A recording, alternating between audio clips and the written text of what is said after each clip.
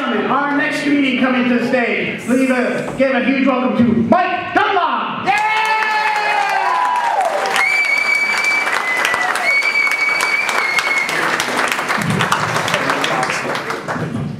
Damn, there's so many hot women.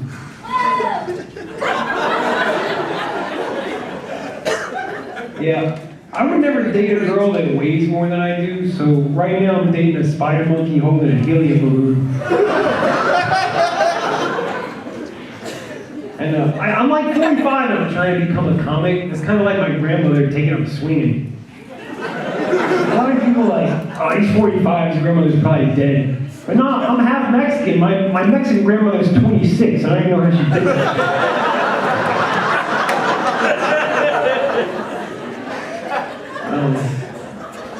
Yeah, a lot of the younger comics, they don't like me because I've been doing this forever. I've never really made any money. I drive a 1992 Nissan Sam Shelter.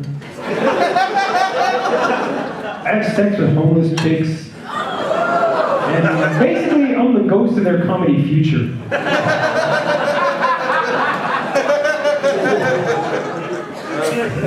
Well, you really do go through a midlife crisis. Like, sometimes I wake up and I just feel like a bigger loser than Rosie O'Donnell's personal trainer, man. Like, I'm just like, what the fuck? But I was on Deadliest Catch. Yeah, I caught AIDS.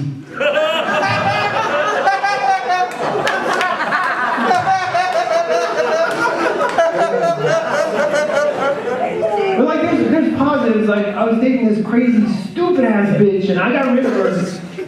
And she was like real mean. Like, she came and she watched, like, we do open mics all the time. She was like, you know, there was like 30 comics, and you were the worst one of all. I was like, bitch, you got an alcohol waitress for the last 10 years. What do you know about talent? I was like, look, bitch, why don't you go make me a sandwich and come back from the kitchen, try not to get a DUI on the way back, bitch. I was like, I think you're a gold digger. She's like, I'm going out with your broke ass. I'm more like a ditch digger. Yeah. She goes to a denominational church because she worships denominations of the 20s, 50s, and 100s. And so we got like I like to cheat, and so she found out, because men cheat, you fucking cheat, fuck it, who cares? And so she found out, and so she started cheating, but it was like a contest, but it was like the New York Yankees versus the Little League team. Like, I mean, there was no contest. She was like fucking dudes, and well, I don't even know if I'm allowed to say that, but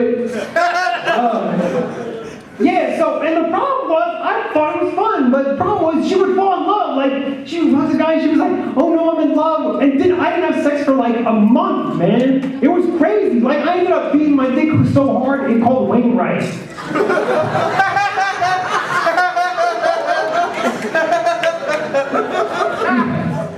And like, I went to take a drug test to get into a clinical study. I hadn't had sex in so long, I tested positive for rust. That's how long it was. And so I'm staying with my grandmother right now, and she got Alzheimer's. She's fucked up. But she never leaves her house, man. She walk around, and so like, I can't masturbate in the house, so I gotta go in the woods. It's almost like I'm a tree hugger who took it too far. So, and I went out with an anorexic chick who was kind of cool, and so we shared an appetizer. I was like, look, man, don't order anything else, or you're just gonna get fat.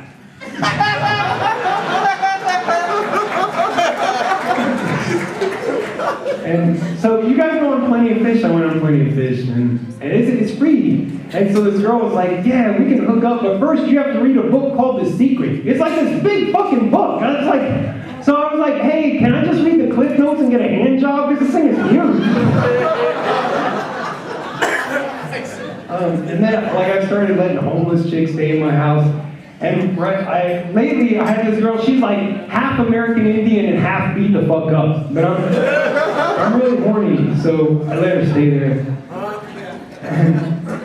And then I had this bad chick over my house. And we were watching Saw 3, and she was giving me a hand job. But when I had an orgasm, I didn't know who to look at.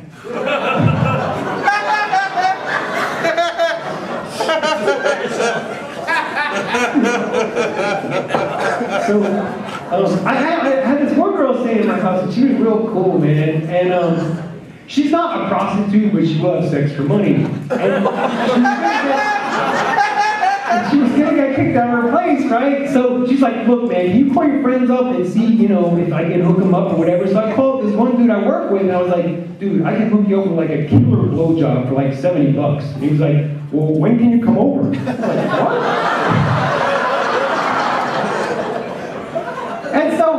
And the weird thing was, she auditioned for this movie, right? And so they said, you know what, you're great, and we want to cast you as the prostitute.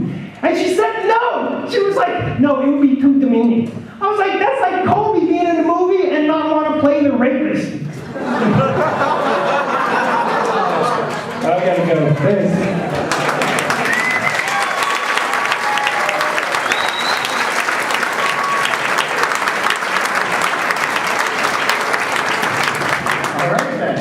Ladies and gentlemen, that was very funny. There were no jokes because that's all true what he said.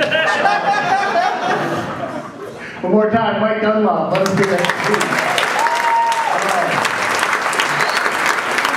All right, we're going to keep this going.